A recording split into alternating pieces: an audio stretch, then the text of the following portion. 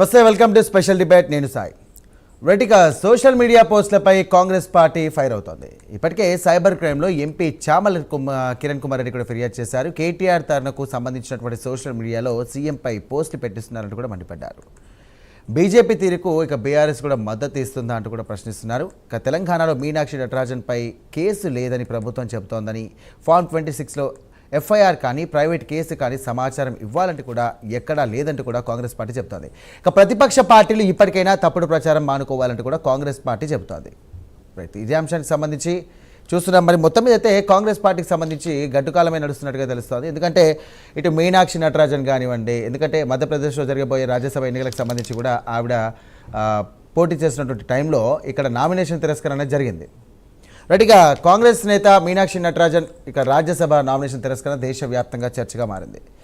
మధ్యప్రదేశ్ నుంచి కూడా నామినేషన్ దాఖలు చేశారు మీనాక్షి నటరాజన్. ఎక్కడో మధ్యప్రదేశ్లో నామినేషన్ తిరస్కరిస్తే కనుక ఆ ప్రకంపనలు ఇటు తెలంగాణలో కనిపిస్తున్నాయి. దీనికి అనేక లింకులు ఉన్నాయి. ఎందుకంటే తెలంగాణకు సంబంధించినటువంటి కాంగ్రెస్ వ్యవహారాల ఇన్ఛార్జ్గా ఉన్నారు ఆవిడ. ఇక క్రిమినల్ కేసులు దాచిపెట్టారనే అభియోగంతో ఇక ఆర్ఓ నామినేషన్ను తిరస్కరించారు. ఇక తెలంగాణలో నమోదైనటువంటి కేసు వివరాలను కూడా అఫిడవిట్లో ప్రస్తావించలేదని కూడా వారు చెప్తా ఉన్నారు. ఇటు బీజేపీ నాయకులకు సంబంధించి కూడా ఫిర్యాదు చేయడంతో ఈసీ చర్యలు తీసుకుంది. అయితే ఇక్కడ మధ్యప్రదేశ్ బీజేపీ నేతలు ఆసక్తికర అంశాలను కూడా బయటపెట్టారు. అదేంటంటే కేసు వివరాలు తెలంగాణ కాంగ్రెస్ నాయకులే తమకు చెప్పారన్నది మధ్యప్రదేశ్ బీజేపీ నాయకుల వాదన. దీంతో వారెవరు తెలంగాణలో కాంగ్రెస్లో కోవట్లున్నారా అనే చర్చ కూడా జోరుగా సాగుతున్నటువంటి అంశం. कांग्रेस के अंदर हमें जो कागज मिले वो किसने दिए? जी कहाँ से आए हमारे? तेलंगाना से। कहाँ से आए भाई? और इसलिए कांग्रेस की क्या स्थिति आप समझ सकते हैं. मतलब हमारे पास तेलंगाना का कागज आ रहा है, तेलंगाना में सरकार इनकी है, सरकार इनकी है. तो आप समझ सकते हैं आप कि हमें कांग्रेस के ही लोगों ने जानकारी दी होगी. हमारे पास तो कोई जानकारी थी नहीं. कांग्रेस के अंदर हमें जो कागज मिले वो किसने दिए?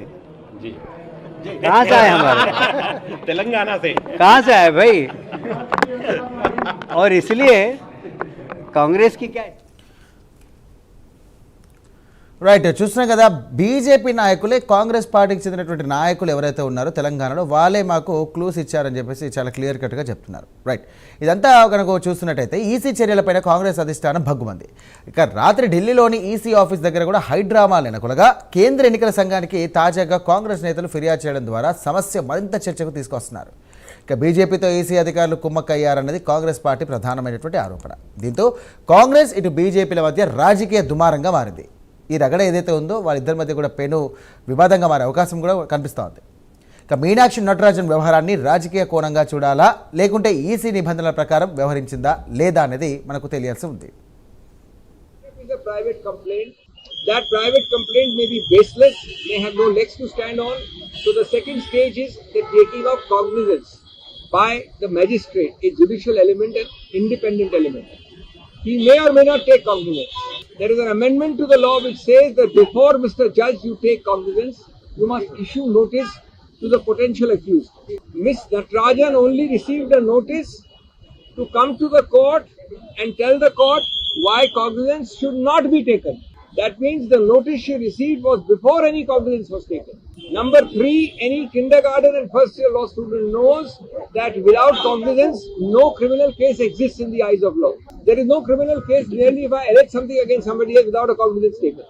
बड़ी बात ये है, मीनाक्षी जी, बड़ी बात ये आपने बात रखी, आपको लगता है, उम्मीद है जो बात आप कह रही है वो बात देखिए, हमारा आज भी संवैधानिक संस्थाओं पर पूरा उम्मीद है, इसीलिए हम ये लड़ाई लड़ रहे हैं.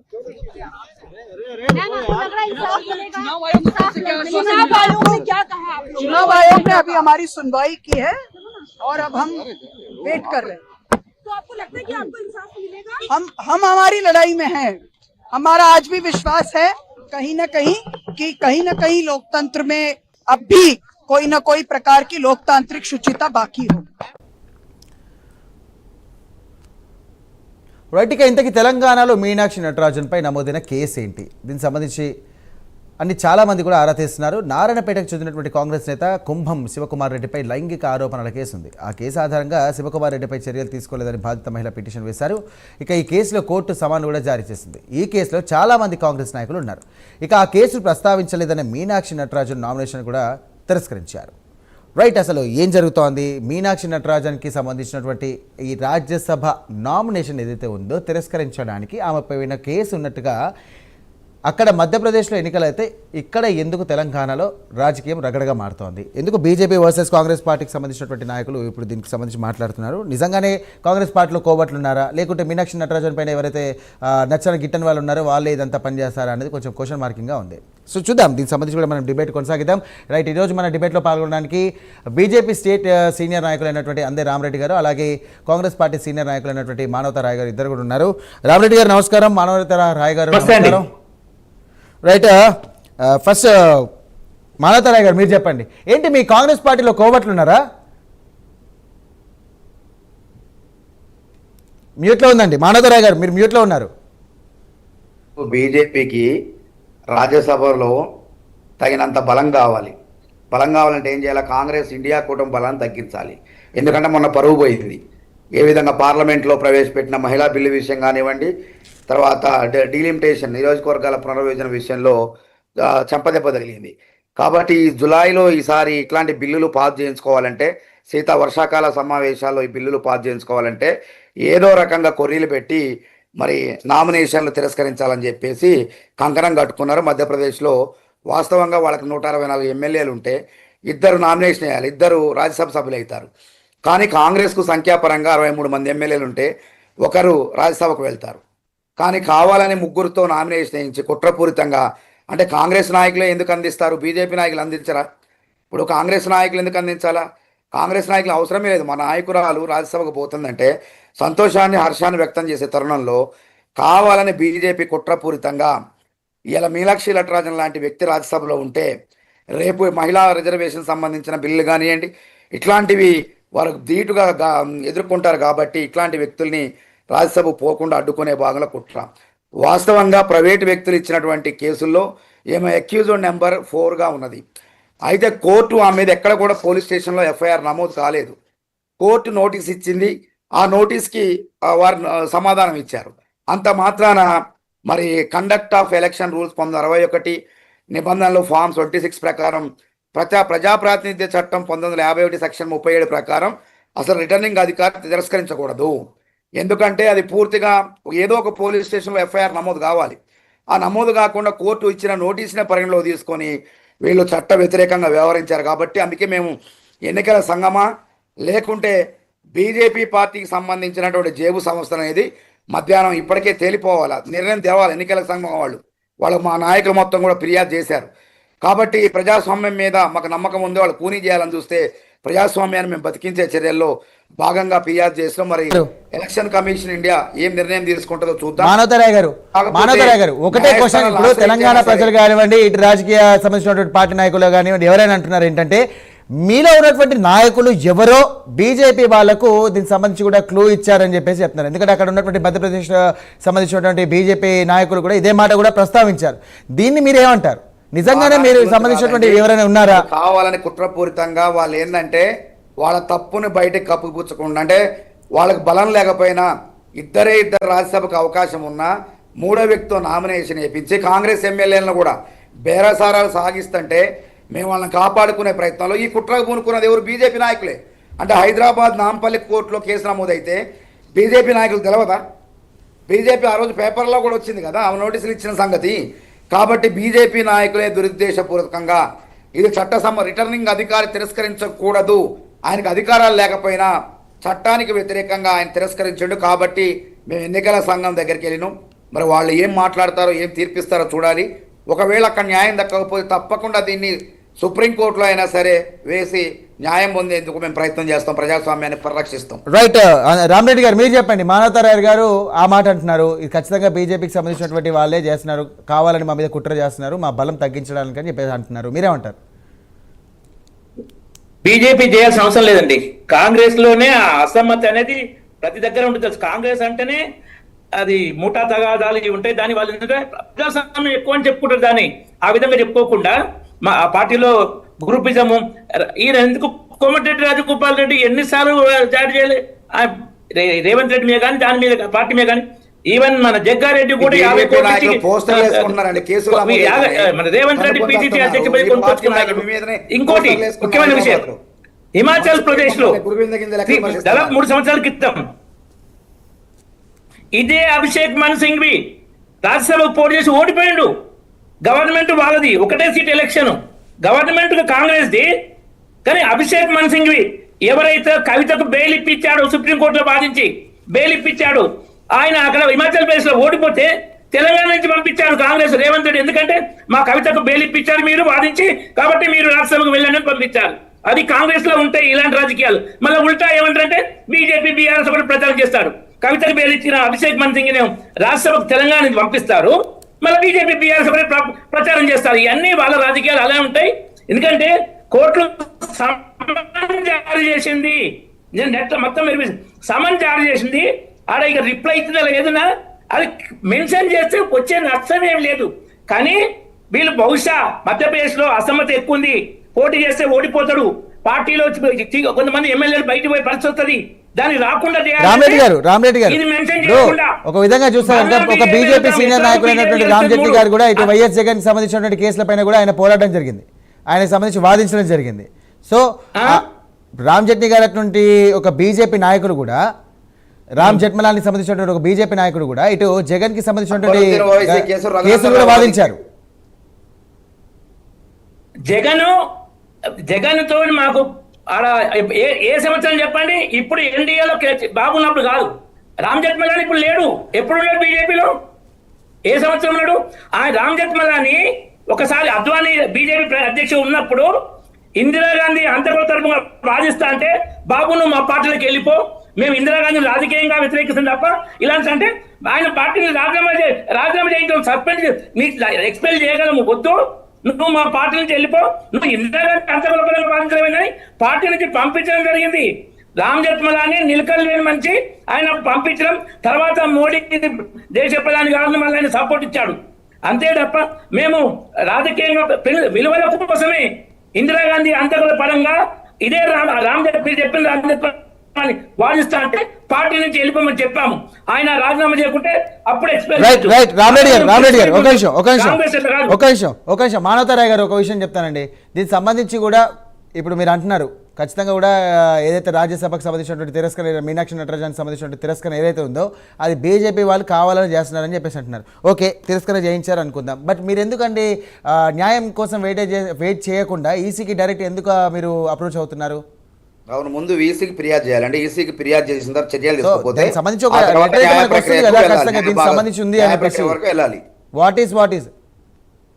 వాట్ ఈస్ వాట్ అనేది వచ్చేదాకా కొంచెం అక్కడ దాకా ఆగి ఉంటే బాగుంటుంది. ఎందుకు దీనిపైన ఆరోపణలు చేస్తున్నారు? దీని మీద తెలంగాణలో రాజకీయ కళ్ళ ముందు కనపడుతుందండి. ఇప్పుడు ఒక పక్క తృణమూల్ కాంగ్రెస్ ఎంపీలని మా ఎంపీలు మేము విలీనం చేసుకున్నాను ఒక పక్క చేసుకున్నారు, ఆమ్ ఆద్మీ పార్టీ ఎంపీలని ఊహాత్మకంగా 7 ఎంపీలను విలీనం చేసుకున్నారు. ఎందుకు చేసుకున్నారు వీళ్ళు? మొన్న రాజ్యసభ బిల్లు పెట్టినప్పుడు పరువు పోయింది కాబట్టి కాంగ్రెస్ ఇండియా కూటమికి బలం లేదు కాబట్టి ఇండియా కూటమి బలాన్ని వాళ్ళ వైపు ఎన్డీఏ కూటమి వైపు తెచ్చుకోవాలి. ఇప్పుడు ఎంతమంది 136 140 పెంచుకోవాలి వాళ్ళ బలాన్ని. కాబట్టి ఇండియా కూటమి 166 64 ఉన్న ఇండియా కూటమి బలాన్ని తగ్గించాలా. కాబట్టి కుట్రలో భాగంగానే నామినేషన్ తిరస్కరించారు. అది సరైనటువంటి కేసు కాదు, ఎక్కడ కూడా నమోదు చేయలేదు. రిటర్నింగ్ అధికారులు దాన్ని పరిగణలోకి తీసుకోకూడదు. నోటీస్ ఇచ్చారు, నోటీస్కి సమాధానం ఇచ్చారు. ఎక్కడ కూడా కోర్టు దీన్ని ఎఫ్ఐఆర్ నమోదు చేయమని చెప్పి ఏ పోలీస్ స్టేషన్లో కూడా చెప్పలేదు. చెప్పినప్పుడు ఏ విధంగా తిరస్కరిస్తారు? కాబట్టి వాళ్ళ చేతిలో అధికారం ఉంది అంటే ఎన్నికల సంఘం అనేది బీజేపీ జేబు సంస్థగా పనిచేస్తుంది అనేది స్పష్టంగా అర్థమైపోయింది. అందుకోసమే మేము న్యాయ ప్రక్రియలో భాగంగానే ఎన్నికల సంఘం ప్రధాన ఆ కమిషన్లు వాళ్ళని కలిసే ప్రయత్నించడం, వాళ్ళు ఏ తీర్పు ఇవ్వలేదు. ఇవ్వకపోతే తప్పకుండా ఆశ్రయిస్తాం, సుప్రీంకోర్టుని ఆశ్రయిస్తాం. సుప్రీంకోర్టు తీర్పు ఇచ్చిన దాన్ని బట్టి మేము కట్టుబడి ఉంటాం. రైట్, ఇది సంబంధించి కూడా రామరెడ్డి గారు ఇది చట్టపరమైనటువంటి అంశం అయితే కనుక దీనికి రాజకీయం ఎందుకు చేస్తున్నారు? మీ బీజేపీ పార్టీ వాళ్ళు కానీ ఇటు కాంగ్రెస్ పార్టీకి సంబంధించి ఉంటారు, ఎందుకు రాజకీయం చేస్తున్నారు దీనిపైన కూడా? మేము రాజకీయం చేయట్లేదు.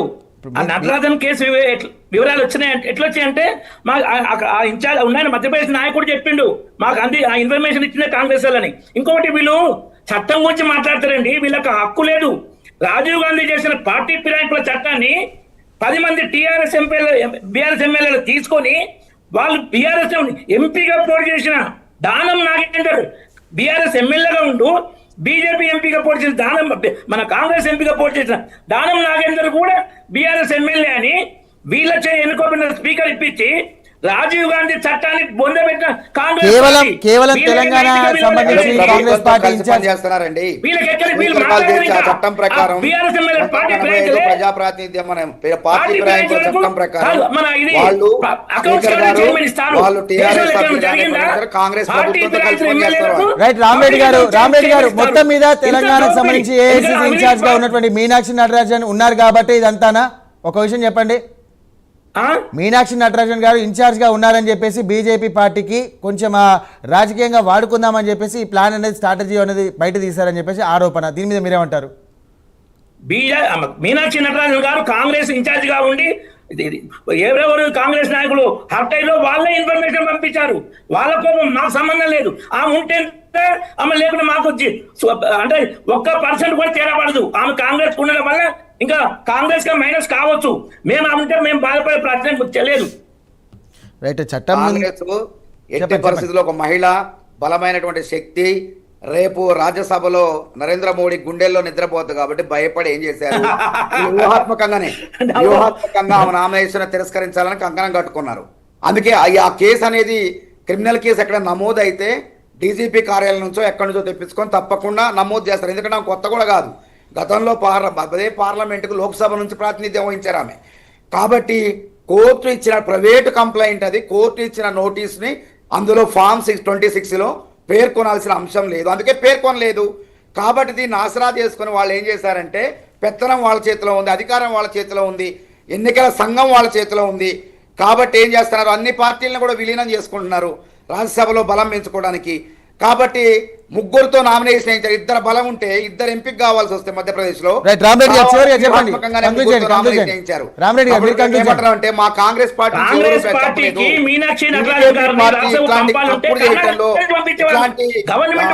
ప్రజాస్వామ్య విధానాలకు పాల్పడటంలో బీజేపీ బీజేపీ నాయకులే పోస్టర్లు వేసుకొని పోస్టర్లు వేసుకొని తన్నులు వస్తున్నారు. సంజయ్ ధర్మపురి అరవింద్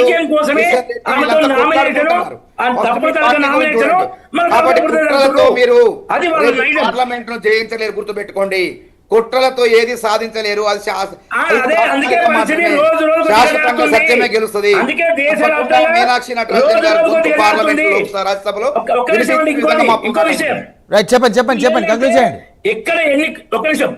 ఎక్కడ ఎన్నికల్లోకి వస్తే ఆ మతం రంగు కులంగా పూసుకుంటారు. జూబ్లీహిల్స్ ఉప ఎన్నిక వస్తుందని పెద్దమ్మ గుడిని కూలగొట్టారు. మరి అదే ఓవైసీ ఫాతిమా కాలేజీని ముట్టుకోరు.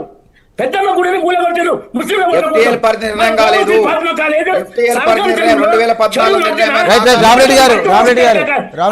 ముట్టుకోరు. ఏమైనా ఇది ఏం కాదు. కాబట్టి వీళ్ళు ఆ ఓపెన్ గా చెప్తారు కాంగ్రెస్ అంటే ముస్లింలు Pakistan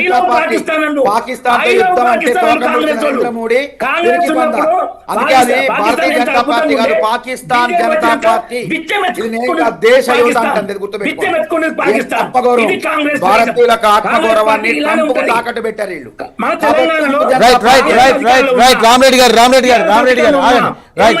thank you for joining అండి. మాలతరా గారు థ్యాంక్ యూ ఫర్ జాయినింగ్ అండి. సో మొత్తం మీద ఇటు మధ్యప్రదేశ్లో సంబంధించినటువంటి రాజ్యసభ సీటుకి సంబంధించి మీనాక్షి నటరాజన్కు గట్టి జలక తగిలిందని చెప్పుకోవచ్చు. ఎందుకంటే తెలంగాణ రాష్ట్రంలో ఆమెపై కేసు నమోదైందని చెప్పినట్టుగా అందులో అఫిడవిట్లో పేర్కొనలేదని చెప్పేసి ఇటు బీజేపీ నాయకులు కూడా అక్కడ లీకులు వదలడంతో కేవలం తెలంగాణకు సంబంధించినటువంటి కాంగ్రెస్ నాయకులే ఈ యొక్క ఉద్దేశంతో మాకు లీకులు ఇచ్చారని చెప్పేసి చెప్పారు. సో మొత్తానికైతే ఇది విధంగా చూస్తే కనుక ఇంటి దొంగని ఈశ్వరుడైన పట్టలేడు అనే విధంగా కూడా తయారైపోయింది కాంగ్రెస్ పార్టీకి సంబంధించినటువంటి వర్గానికి సంబంధించి. ఎందుకంటే ఎవరిచ్చారో తెలియదు ఆ లీకులకు సంబంధించి. మొత్తం మీద ఇటు మీనాక్షి నటరాజన్ కెరియర్కి సంబంధించి రాజ్యసభ సీటు వస్తుందా రాదా అనేది క్వశ్చన్ మార్క్ మారింది. చూద్దాం దీనికి సంబంధించి ఏం జరుగుతుందో. ఇది వాళ్ళ స్పెషల్ డిబేట్. మరో అంశంతో మళ్ళీ కలుద్దాం. అంతవరకు చూస్తూనే ఉండండి మీ ప్రైమ్ 9.